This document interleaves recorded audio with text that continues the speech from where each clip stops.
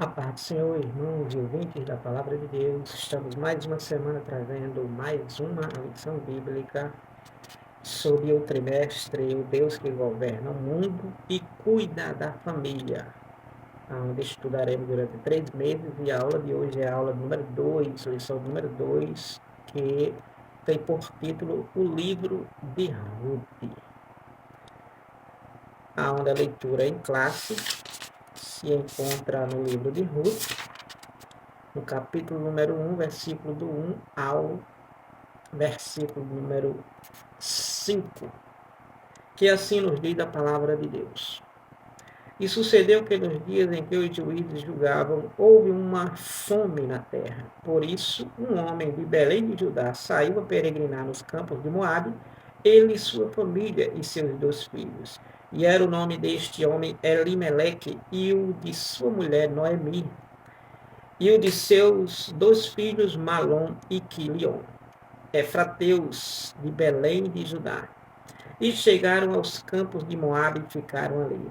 E morreu Elimeleque, marido de Noemi, e ficou ela com seus 2 filhos, os quais tomaram para si mulheres moabitas, e era o nome de uma Orpa e o da outra Ruth, e ficaram ali quase 10 anos. E morreram também ambos, Malom e Quilion, ficando assim a mulher desamparada dos seus 2 filhos e de seu marido.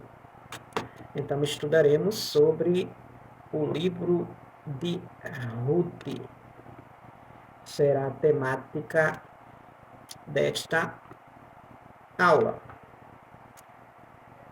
aonde objetivamente um panorama do livro de Ruth. Então, não iremos narrar os fatos, a história, as ocorrências, mas sim iremos dar uma visão panorâmica a respeito do livro de Ruth.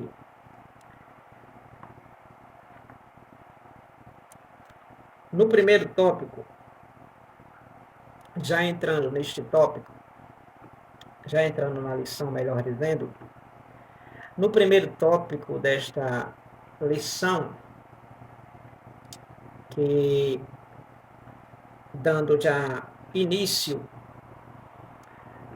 no texto áureo desta lição, vai nos dizer o seguinte: sucedeu que, nos dias em que os juízes julgavam, houve uma fome na terra, pelo que um homem de Belém de Judá saiu a peregrinar nos campos de Moabe, ele e sua mulher e seus 2 filhos. Elimeleque, este homem de Belém de Judá, devido a uma fome que estava ocorrendo na terra, inclusive Belém, ele sai e vai para uma outra terra, chamada terra de Moabe, como a gente já vimos na lição anterior, os moabitas, na lição número 1. E, peregrinando neste campo, ele e sua família, sua esposa Noemi e seus 2 filhos, Malom e Quilion. Na verdade prática, nós temos: servir a Deus não nos isenta de crises. Em qualquer circunstância, o segredo é permanecer fiel, confiando na providência divina. Então, servir a Deus, a verdade prática está bem certa, não nos isenta de crises. Não é porque servimos a Deus que a crise não poderá nos pegar, acarretar sobre as nossas vidas. Estamos sujeitos, estamos vulneráveis também, porque estamos aqui nesta terra, estamos aqui neste mundo. Então, servir a Deus não nos isenta de crises, como pregam a doutrina da prosperidade, da confissão positiva. Então, servir a Deus não nos isenta de crises. Jesus, em João 16:33, ele diz: no mundo tereis aflições, mas tende bom ânimo, eu venci o mundo.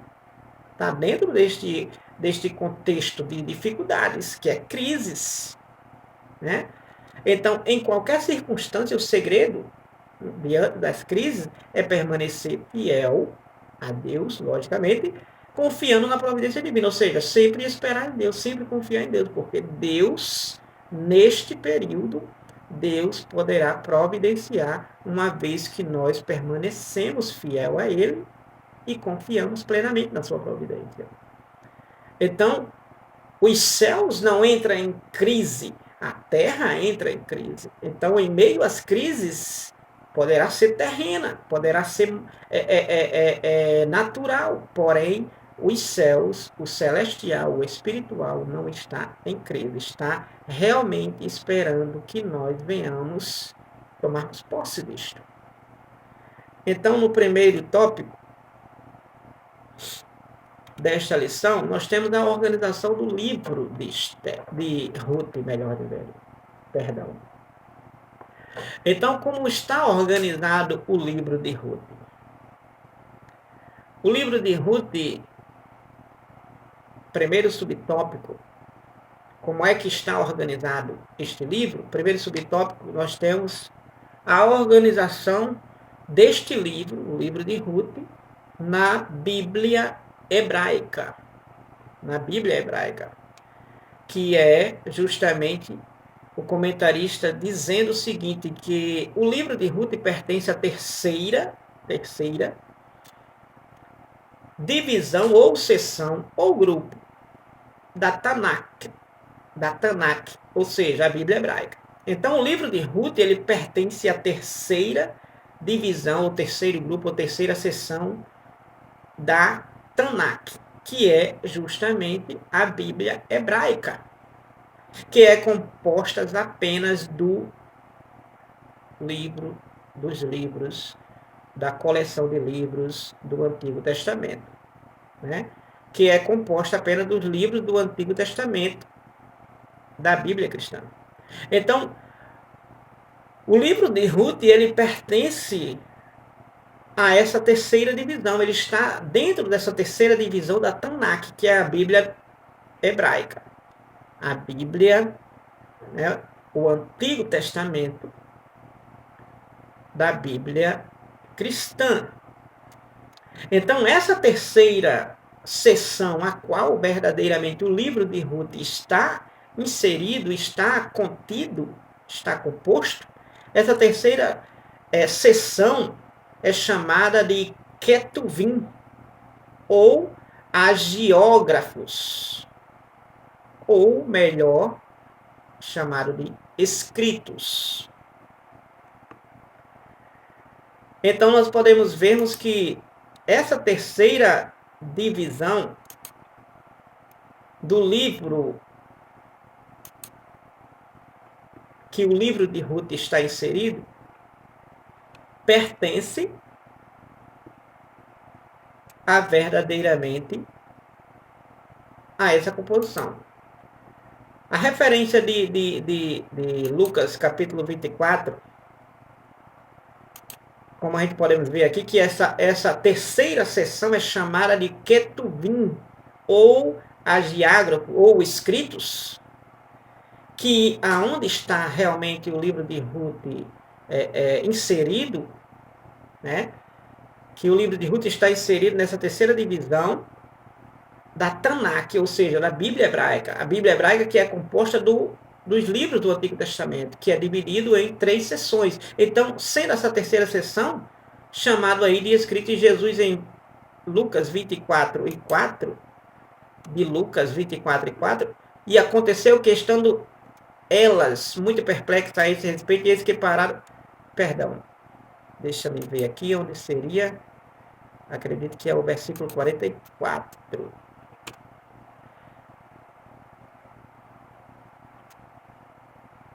Isso. 44 de Lucas. Versículo 44 de Lucas 24. Diz assim: E disse-lhe: São estas palavras que vos disse, estando ainda convosco, que convinha que se cumprisse tudo que de mim está escrito na lei de Moisés, uma seção, e nos profetas, segunda, e no terceiro, Salmos, terceira seção. Né? Que em uma outra versão, a gente vamos encontrar que é escritos. escritos. E nos escritos, que está nos escritos, que é justamente o que a gente vem tratando aqui na lição, que é a terceira seção aí, que é chamada de agiógrafos, que significa escrito, ou ketubim. Então, essa primeira seção da divisão da Bíblia hebraica, a primeira seção é chamada de Torá, que para nós chamamos de Pentateuco, que é na Bíblia cristã, no Novo Testamento.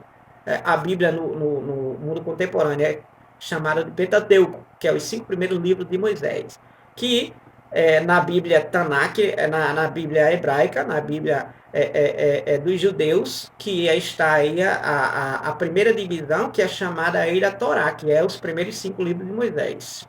Gênesis, Êxodo, Levítico, Números e Deuteronômio.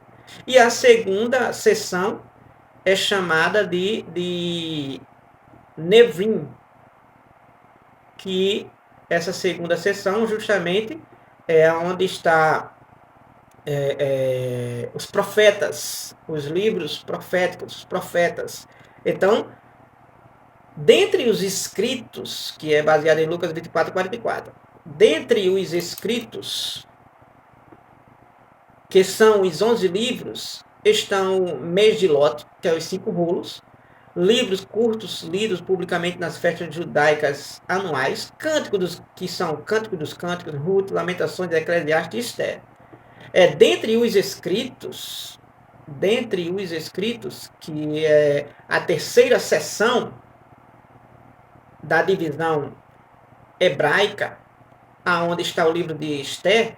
Então, dentre os escritos, que é essa terceira seção, que são os 11 livros, onde estão Megilot, que são os 5 rolos, livros curtos, ou seja, pequenos, que publicamente são lidos nas festas judaicas anuais, que são Cânticos dos Cânticos, Ruth, Lamentações, Eclesiastes e Esther. Em função de narrar fatos ocorridos durante a colheita, a leitura litúrgica de Ruth era tradicionalmente feita durante o Shavuot, que é o Pentecoste, que é a festa da colheita. Então nós temos aí que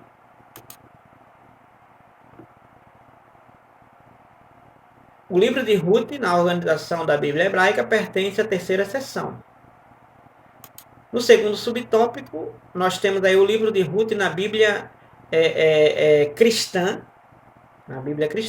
que enquanto a Bíblia hebraica está dividida em 3 seções, que é Pentateuco, Profetas e Escritos, né? Pentateuco, Profetas e Escritos, o Antigo Testamento da Bíblia cristã é composto de 4, que é Pentateuco, que são os primeiros livros de Moisés, né? Que também corresponde à Bíblia hebraica, que é a primeira seção, que está contida aí o Pentateuco, que é chamada de Tanakh. Na verdade, a Bíblia hebraica é chamada de Tanakh. Então, nós temos aí que o Antigo Testamento da Bíblia cristã é composto de 4. Enquanto a Bíblia hebraica está dividida em 3 seções, então a Bíblia, o Antigo Testamento da Bíblia cristã é composto de 4. O Antigo Testamento da Bíblia cristã. O Antigo Testamento da Bíblia hebraica é composto de 3 seções. A Bíblia, o Antigo Testamento da Bíblia cristã é composto de 4 seções. Composto de 4. Que é aí o Pentateuco, que é os poéticos, que é os históricos e proféticos. Tudo isso está aí nos livros que você encontra aí de Gênesis a Malaquias, que é o Antigo Testamento, sua composição de 39 livros. Então, Ruth está categorizado como um livro histórico. Que é justamente na Bíblia cristã, composto de 4, né, que é Pentateuco, Poético e Histórico. Então, Ruth está categorizado como um livro histórico, por seu evidente gênero narrativo, ou seja, por estar narrando uma historicidade, uma vivência, né, com fatos reais. Né? Então, está o livro de Ruth categorizado, inserido, e está denominado, está titulado como um livro histórico. por seu evidente gênero narrativo, por se tratar de uma narrativa.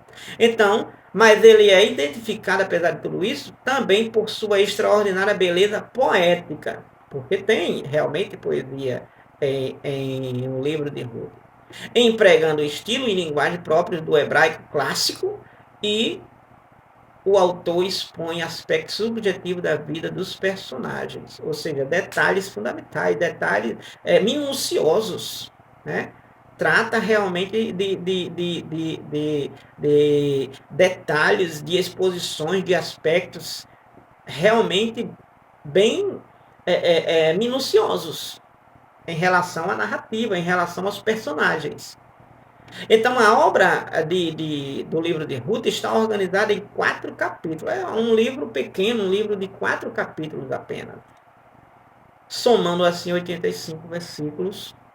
Um livro que, como toda a Bíblia Sagrada, vale a pena ler estes livros. E durante esse trimestre, nós podemos nos debruçarmos nele. Nessa aula número 2, nós não iremos tratar da historicidade, dos detalhes. Nós estamos tratando sobre a questão do panorama desse livro, né? Então, nós temos nessa lição número 2, que na próxima lição, aí nós já iremos tratar sobre a narrativa, né? Na aula 3, na aula 4, na aula 5, nós iremos tratar sobre todo o desenrolar deste livro, desses 4 capítulos, dessa história contida em o livro de Ruth. Belíssima e bem edificante. Uma história que traz realmente motivação, inspiração e confiança plenamente em Deus. Então, nós temos aí, na Bíblia cristã, terceiro subtópico, nós temos autoria e data. Né? Autoria e data. Então, há uma diversidade de opiniões entre os eruditos, entre os mestres, os estudiosos. Há uma diversidade de opiniões.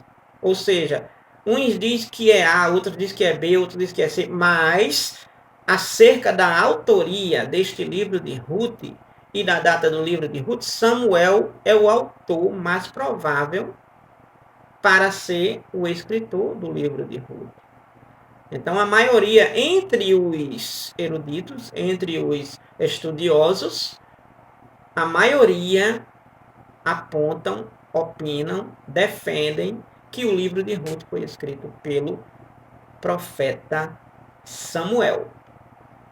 Então, o Talmud, que é uma obra milenar de regulamentos e tradições judaicas, atribui a ele, Samuel, a autoria do livro de Ruth.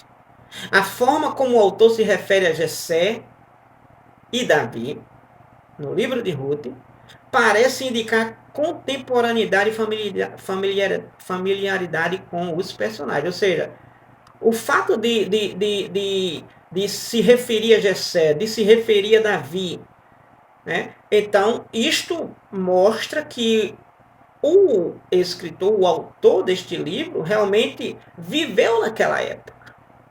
Esteve familiarmente com aquela história, com aquela vivência, com aquele período. O que também aponta todos esses traços, todos esses detalhes, todas essas evidências, todas essa forma de familiaridade aponta justamente para Samuel. Onde a gente podemos vermos aqui no livro de Ruth, capítulo 4, versículo 17, livro de Ruth, capítulo 4, versículo 17, nós podemos vermos, olha a familiaridade e a contemporaneidade aqui que o autor do livro de Ruth traça. Ele diz assim, e as vizinhas lhe deram um nome, dizendo, a Noemi nasceu um filho, e deram o nome de Obed. Este é o pai de Jessé, pai de Davi. Ou seja, um autor, para se tratar de personagens como Jessé, como Davi, denota, prova que realmente estava ali ouvindo, vendo as situações que estavam se desenvolvendo. Por isso que a maioria, logicamente, aponta para a autoria do livro de Ruth, o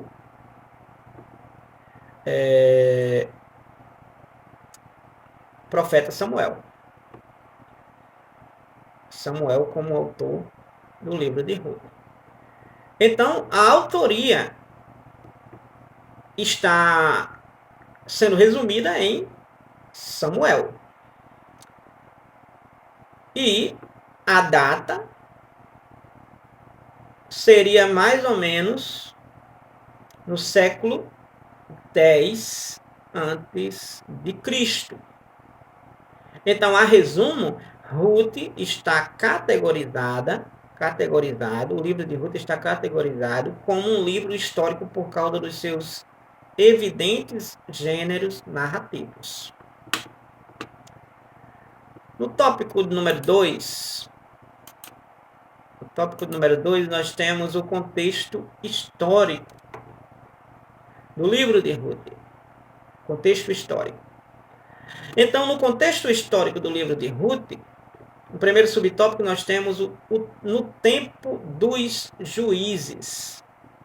No tempo dos juízes nós temos que verdadeiramente foi marcado por uma grande...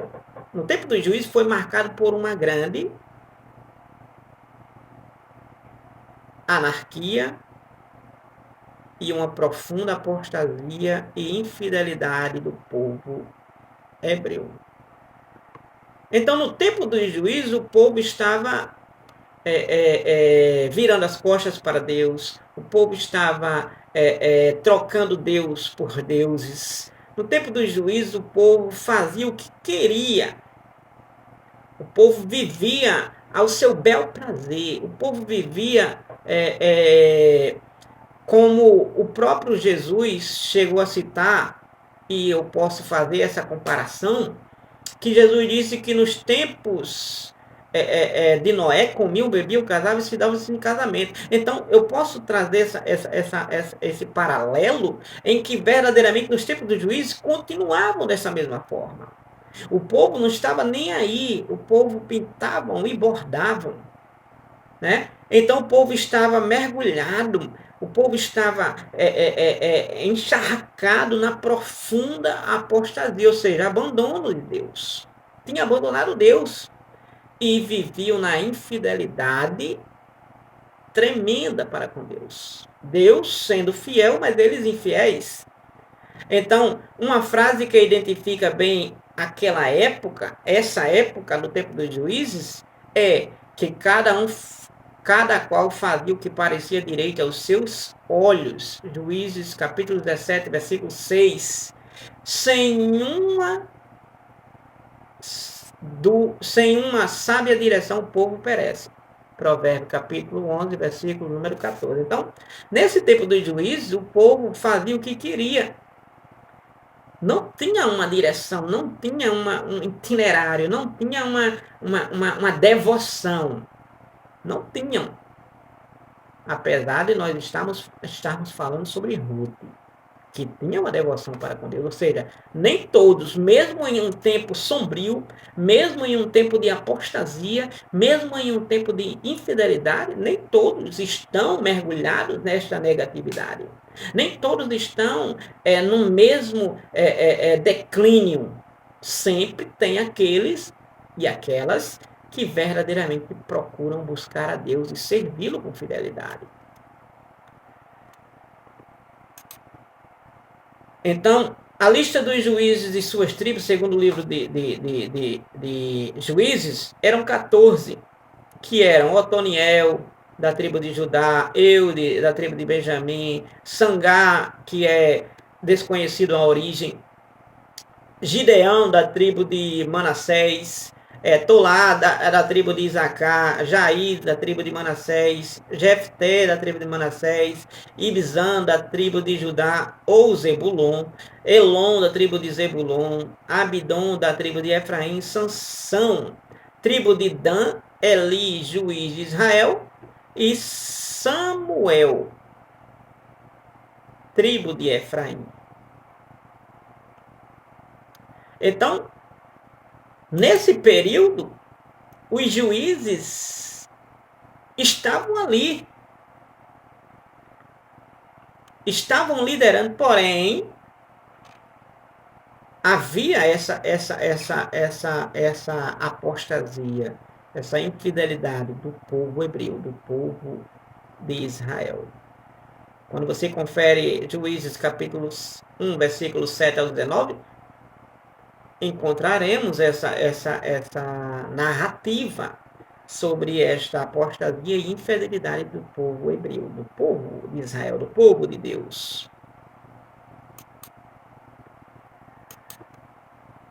No subtópico número 2, nós temos secularismo, hedonismo e idolatria. Secularismo relacionado ao secular, presente momento.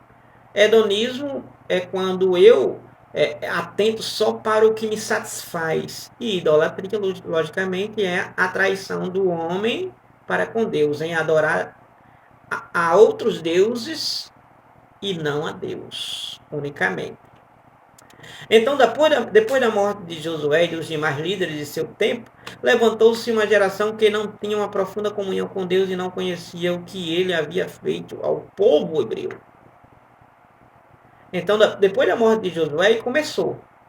Moisés dirigiu o povo, guiou o povo seriamente, fielmente, segundo a ordenança de Deus, obedientemente. Deus fez grandes coisas no meio do povo de Israel através de Moisés, desse líder legislador. Moisés morre, Deus escolhe seu sucessor, que é Josué, e Josué sucede a Moisés de maneira tremenda também, continuando também das mesmas formas, Deus operando através de Josué.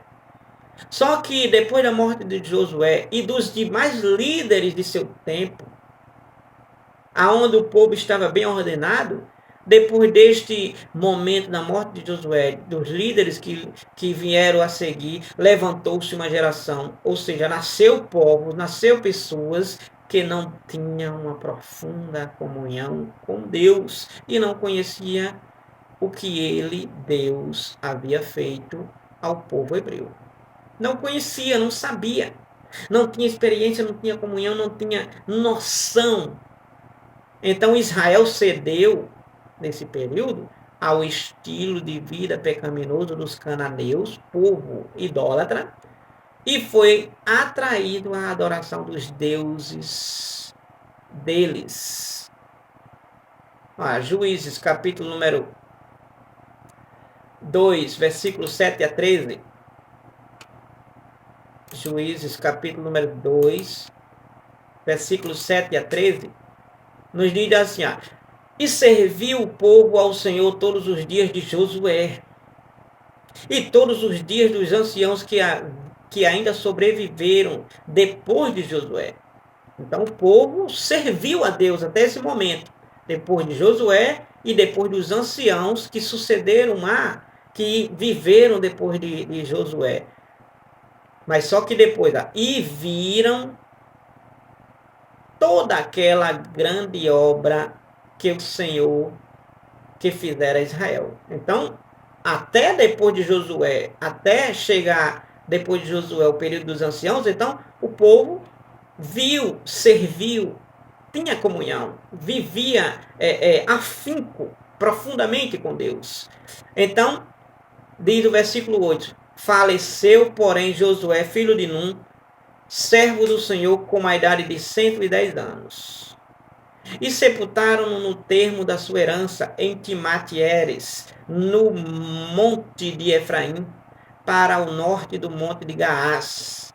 E foi também congregada toda aquela geração a seus pais, e outra geração após ela se levantou que não conhecia o Senhor, nem tampouco a obra que fizera a Israel. Então fizeram os filhos de Israel o que era mal aos olhos do Senhor e serviram aos Balaíns. Baal e Balaíns, dá no mesmo. Balaíns, pequenos deuses, né? E deixaram ao Senhor Deus de seus pais, que os tiraram da terra do Egito, e foram-se após outros deuses, dentre os deuses dos povos que haviam ao redor deles, adoraram a eles e provocaram o Senhor a ira. Aconteceu essa apostasia. O povo não conheciam, não tinham comunhão, não tinham noção. Porque levantou-se, nasceu uma geração. Talvez, será que você faz parte desta geração que não conhece a Deus? Que não tem uma profunda comunhão com Deus? Que não tem uma profunda piedade, devoção para com Deus? Que não sabe o que Deus fez? Será que você também é uma desta também geração? Pertence também a um grupo, a uma geração que verdadeiramente não está nem aí para Deus? Viram as costas para Deus? Será? Então, secularismo e hedonismo sempre levam a grandes tragédias. Por que secularismo e hedonismo sempre levam a grandes tragédias morais e espirituais? Porque o secularismo leva o homem a se conformar com tudo. Romanos 12, versículo número 2, Paulo diz, olha, não vos conformeis com este mundo, ou seja, não deixe o secularismo tomar conta de suas vidas. E hedonismo, pessoas que atentam para o seu próprio ego, para o seu próprio eu, onde o Deus deles é o ventre. Paulo aos Filipenses 3:19, Paulo vai dizer isto, que o Deus destes é o seu ventre, aonde eles tiram como conclusão, no final de tudo, uma ruína, perdição. Então vejamos que secularismo e hedonismo levam a grandes tragédias morais e espirituais. O pervertido culto a Baal. Olha, o que o secularismo e o hedonismo levam. Foi o que aquela geração após Josué e os anciãos, geração subsequente que nasce, que verdadeiramente foram o que? Levados, foram seduzidos, vulneráveis a cultuar a Baal, a cultuar a Astarote, né? Cultuar a Baal, o Deus da chuva, que não era o Deus da chuva. Baal não era o Deus da chuva, mas se dava esse título para ele, mas não era. Se cultuar a Astarote, né? Deusa feminina, que é considerada a deusa do sexo e da guerra, ou seja, tem nada a ver. Nada a ver. Não é Astarote, não é Baal que deve ser adorado. É Deus, Criador dos céus e da terra. Então, o secularismo e o hedonismo levam sempre a grandes tragédias morais e espirituais, como o povo foi levado a adorar a Baal e a Astarote. O povo crente. Como pode, trazendo para aqui agora, como pode um povo crente, como pode um cristão adorar a santos e santas? Como pode um cristão, uma crente, um crente, pintar e bordar no carnaval e outras festas mundanas?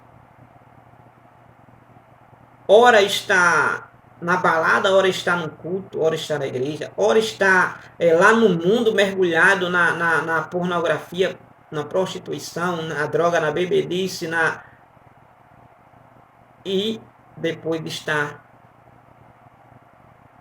Isso verdadeiramente é uma prova de que verdadeiramente o secularismo e o hedonismo, e principalmente a idolatria, está inserido nesta pessoa.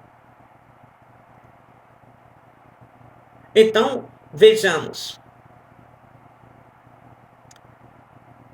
O hedonismo e o secularismo passou a ser praticado pela nação hebreia, o povo de Deus, em um degradante nível de imoralidade e idolatria. Então, o povo hebreu, o povo de Israel, passou a praticar. Não era um acidente, não, fazia uma coisa, não. Era praticar verdadeiramente a imoralidade e a idolatria. Coisas que Deus abomina. Coisas que Deus diz não à prostituição. Deus diz não à imundícia. 1 Tessalonicenses, capítulo número 4, versículo número 7.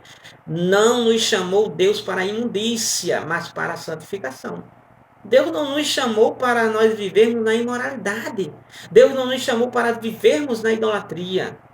É o primeiro mandamento. Êxodo 20, versículo número 3. Não terás outros deuses além de mim, disse Deus. Foi ele quem disse, não é eu. Deus quem disse. Êxodo, versículo 3 do capítulo 20.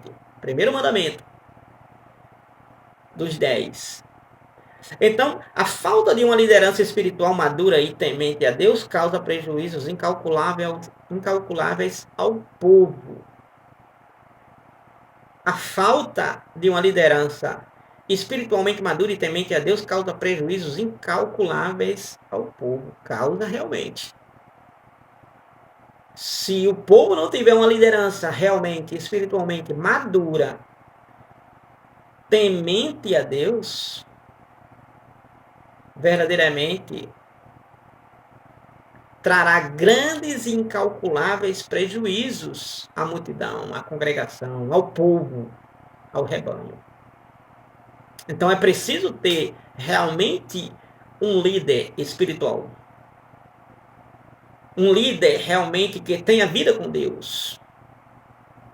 Que seja realmente inspiração para os demais. Então, no reino de Deus não basta ter carisma, ou seja, para liderar. Então, não basta ter apenas carisma para ser um líder espiritual, amoroso.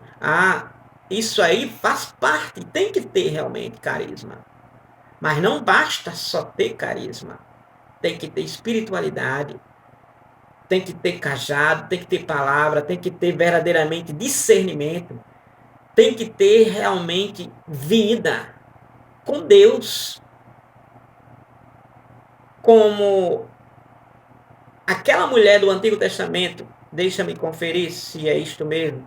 2 Reis, capítulo número 5. 2 Reis, capítulo 4, versículo número... Deixa eu ver se eu confiro aqui. Talvez eu vá errar. Mas vou encontrar, se Deus quiser. Quando a mulher disse, vejo que este homem que passa por nós é um verdadeiro homem de Deus. Deixa eu ver se eu encontro esse versículo aqui, rapidinho aqui. 2 Reis, capítulo número 4. 2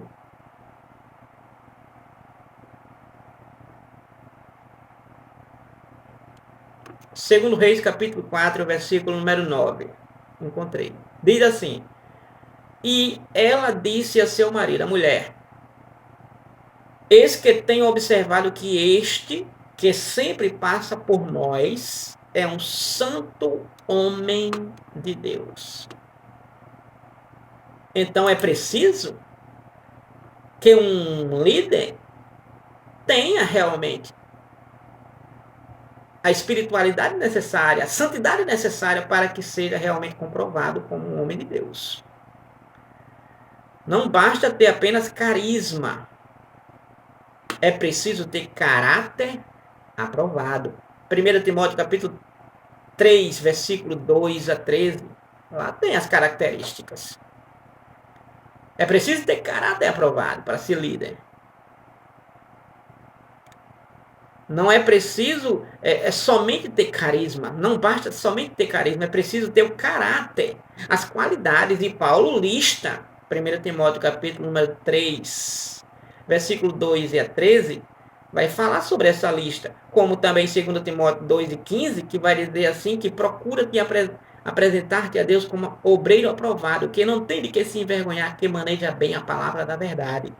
Tito, capítulo 2, versículos 7 e 8, também vai falar sobre as qualidades de um obreiro, de um líder realmente espiritualmente aprovado por Deus. E não foge à risca do que está escrito. Porque a nossa base é o que está escrito.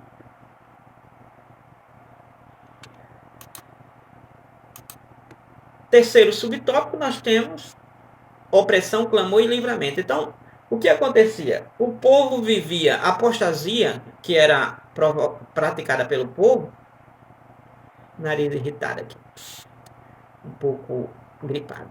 Então, a apostasia tornou Israel presa fácil de seus inimigos, que atacavam e saqueavam suas cidades e terras e mantinham o povo sob domínio opressor por longos períodos. Então, a apostasia que o povo praticava resultava neles o quê? Eles sendo vulneráveis aos inimigos de Israel. E aí eles sofriam com isso, porque eram saqueados, eram tomados suas cidades, suas terras, eram verdadeiramente até mantidos em cativeiro, em escravidão, por longo período. Então o povo deixava Deus, então isso acontecia. Então era com essa situação, eles eram afligidos, eles viviam no castigo, eles viviam na tortura.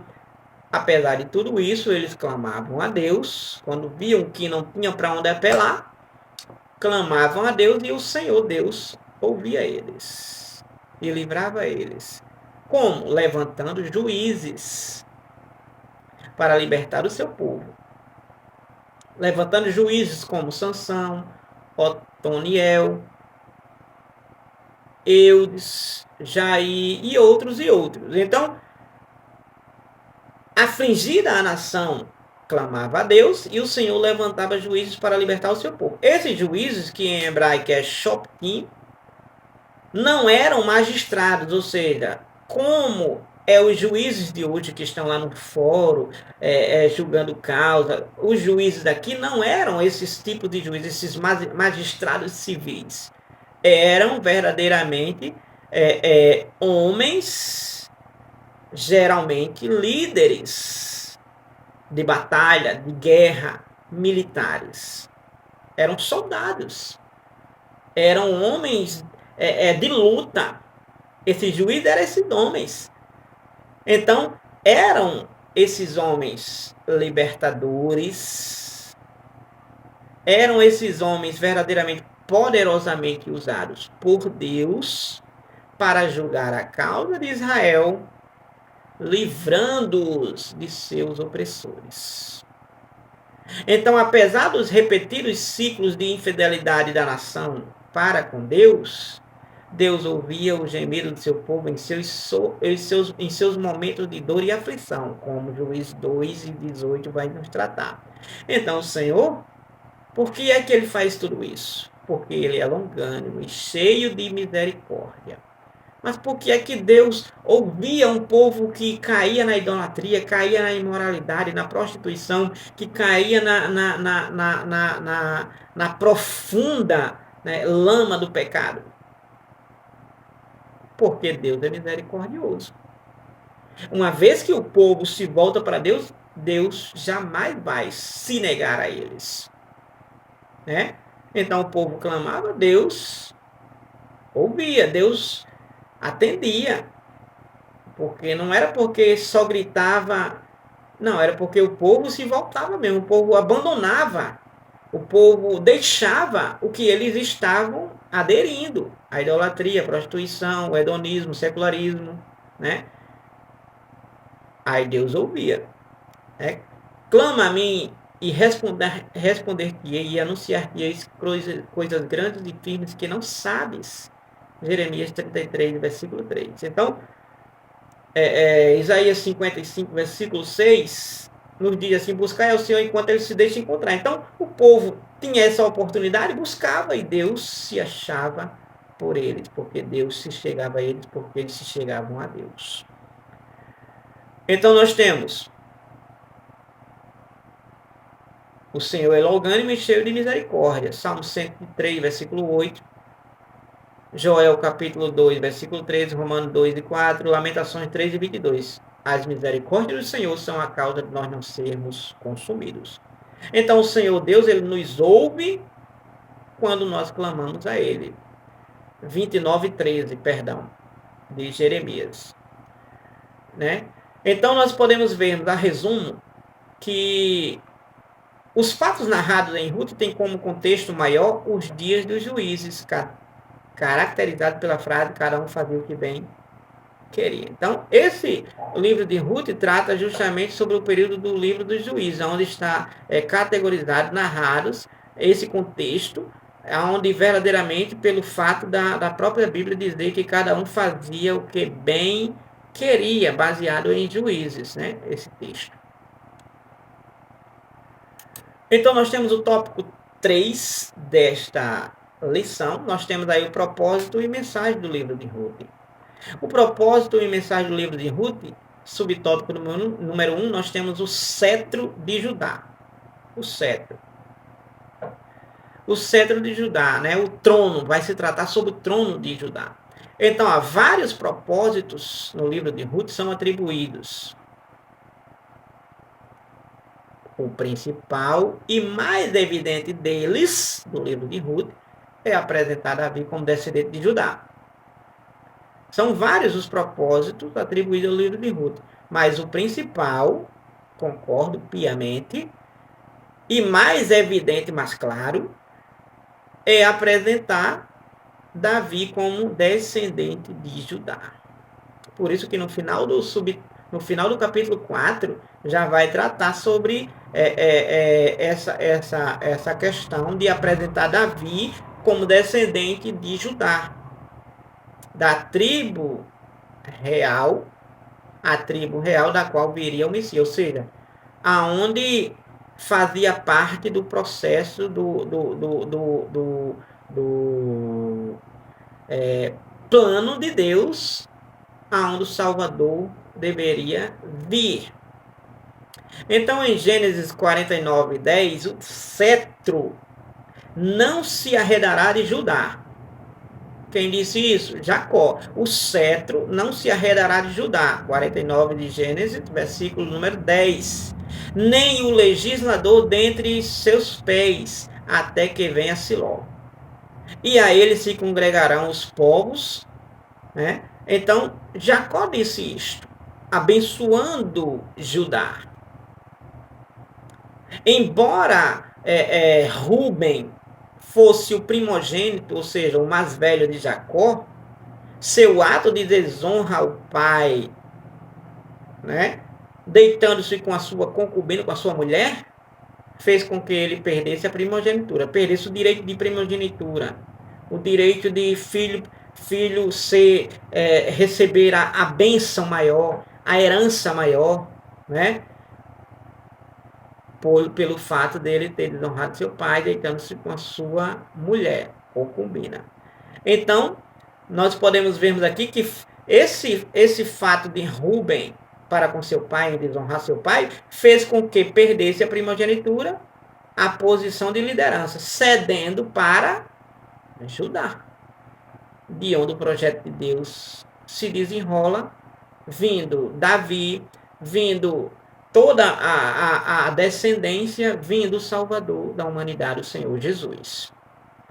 Nós podemos vermos em Ruth, capítulo número 4, versículo 18 ao 22, Ruth 18 ao 22, vai tratar sobre essa questão. Vou ler rapidamente aqui.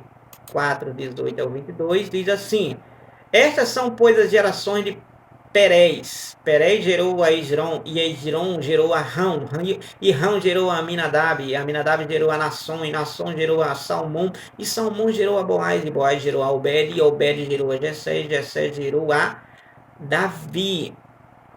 Então vejamos bem que é bem direto, aonde a próxima referência se encontra em Apocalipse capítulo 5, versículo número 5.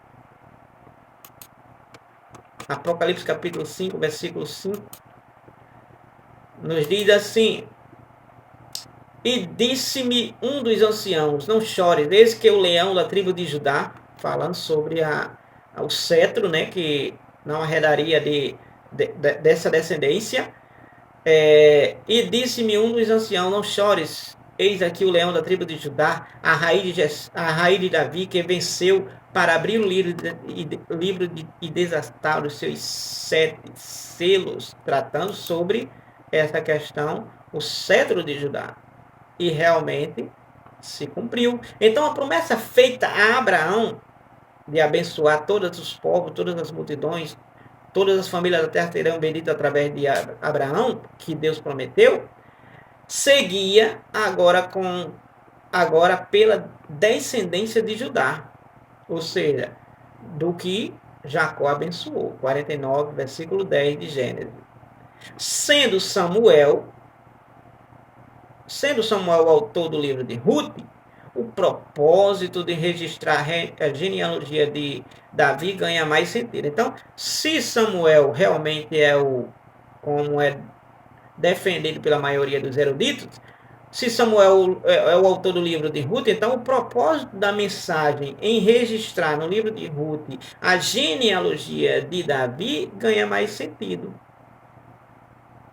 Por quê? Porque aí prova a sua familiaridade e contemporaneidade para o período e a época aonde realmente ele está inserido.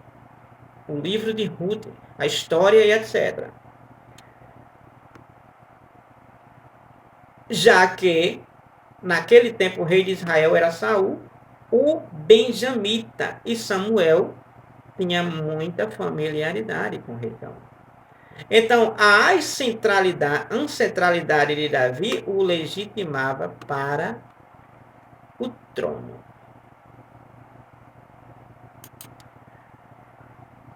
Subtópico número 2, amor e redenção.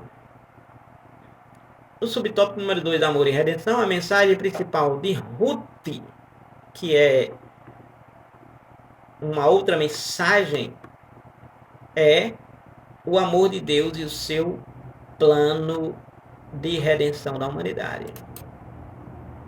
Então, o livro de Ruth tem vários propósitos, como a gente já vimos no subtópico número 1. E o principal deles, no subtópico número 1, é apresentar Davi como descendente de Judá, da qual viria o Salvador do mundo.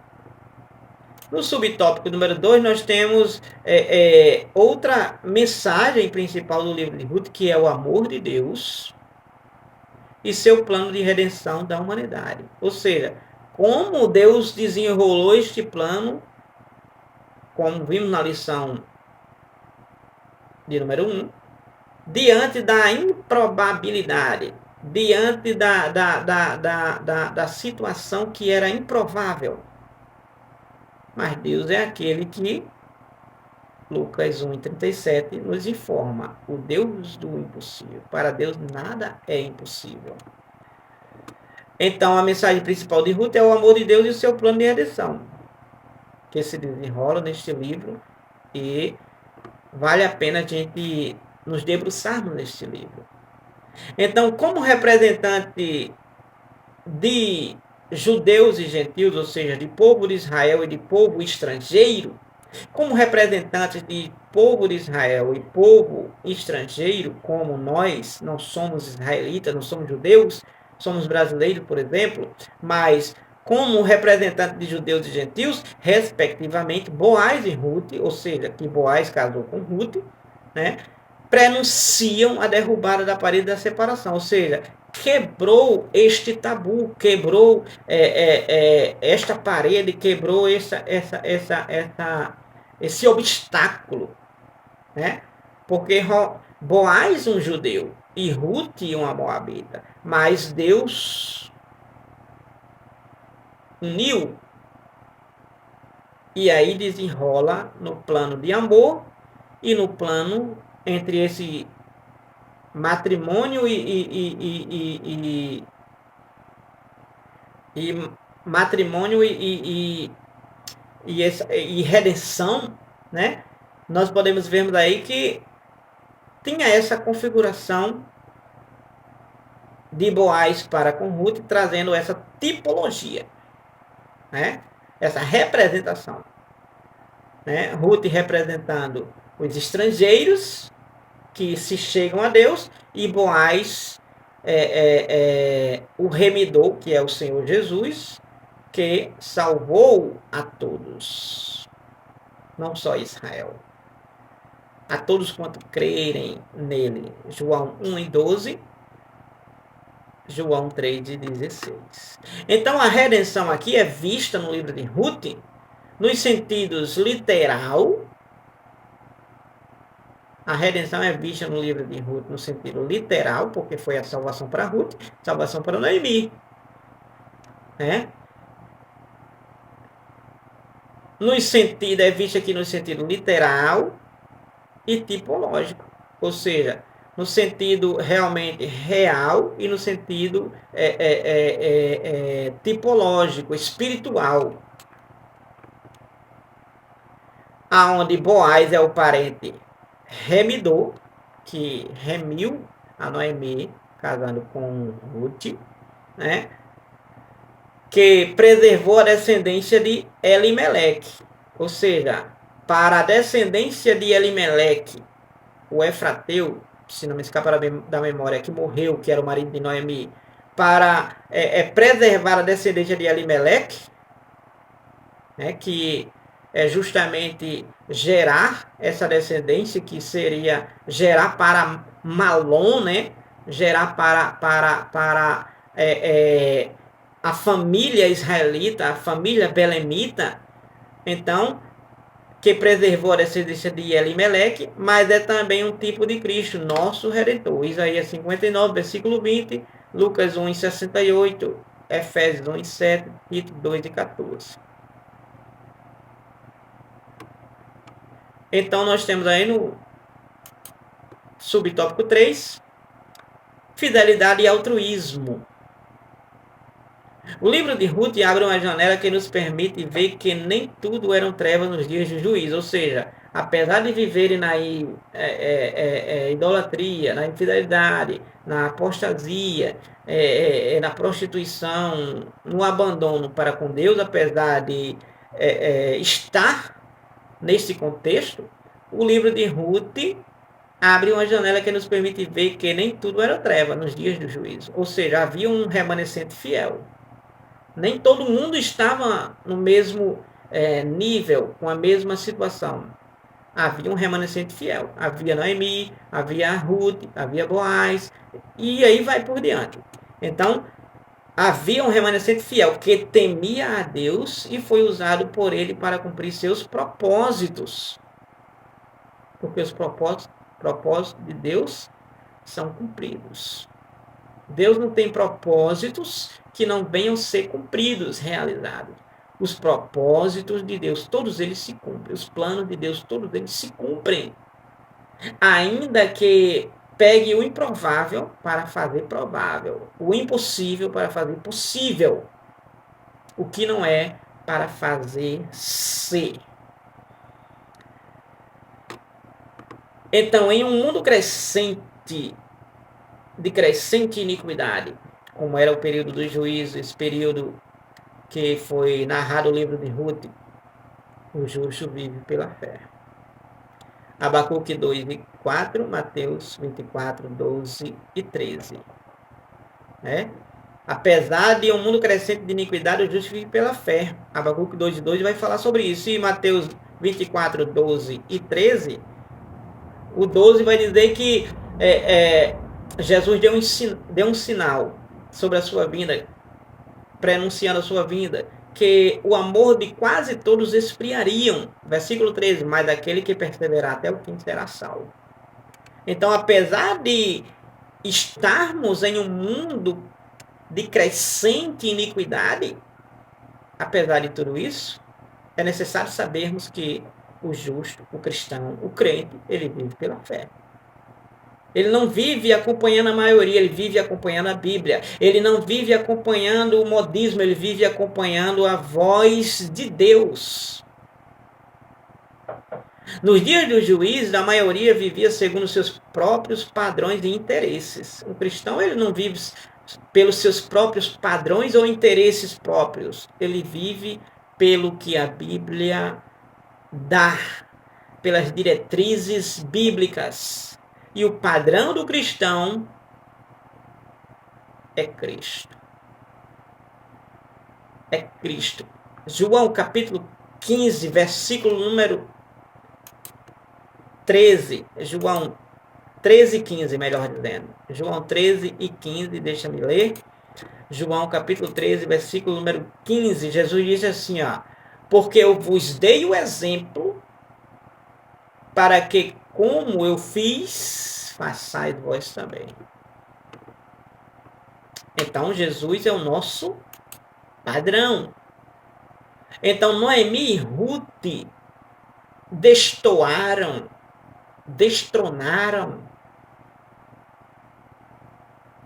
dessa máxima individualista. Ou seja, aonde cada um atentava para o seu próprio eu, seu próprio ego, seus próprios interesses. Noemi e Ruth destoaram essa máxima. Destoaram essa individualidade. Por quê? Porque sogra e nora não pensavam em si mesma. Ruth podia não ter se preocupado com Noemi, nem Noemi ter se preocupado com Ruth, sua nora. Mas tanto uma como a outra se uniram e foram fiéis aos seus cônjuges, mesmo falecidos. Que Ruth poderia muito bem, como no livro você vai ver, de Ruth, os 4 capítulos, você fazendo a leitura, Ruth estava desobrigada. Ela poderia casar de novo, ela poderia voltar para sua terra, mas ela preferiu continuar na família. E Deus abençoou poderosamente. Sogra e nora não pensavam em si mesma. O amor não é egoísta. 1 Coríntios, capítulo número 13, versículo número 5. O amor não é egoísta. Ou seja, o cristão, o crente, não é egoísta, é altruísta. O que é altruísta? É isso aqui, ó. Não se porta com indecência, não busca os seus interesses, mas não se irrita, não suspeita mal. Ou seja, é altruísta. É altruísta, se preocupa com o próximo, se preocupa com o semelhante. Então, o cetro de Judá, resumindo, o amor, a redenção, a fidelidade e o altruísmo são temas que destacam ao longo do livro de Ruth. Então, o livro de Ruth vai tratar sobre esse cetro de Judá, que é o trono que Deus prometeu, que não faltaria sucessor ao trono de Judá. O amor, a redenção, fidelidade e o altruísmo são temas que se destacam no livro de Ruth. Que Deus abençoe a você e sua casa, em nome de Jesus. E até a próxima, se Deus assim nos permitir. Fica com Deus e uma ótima noite, um ótimo dia, em nome de Jesus.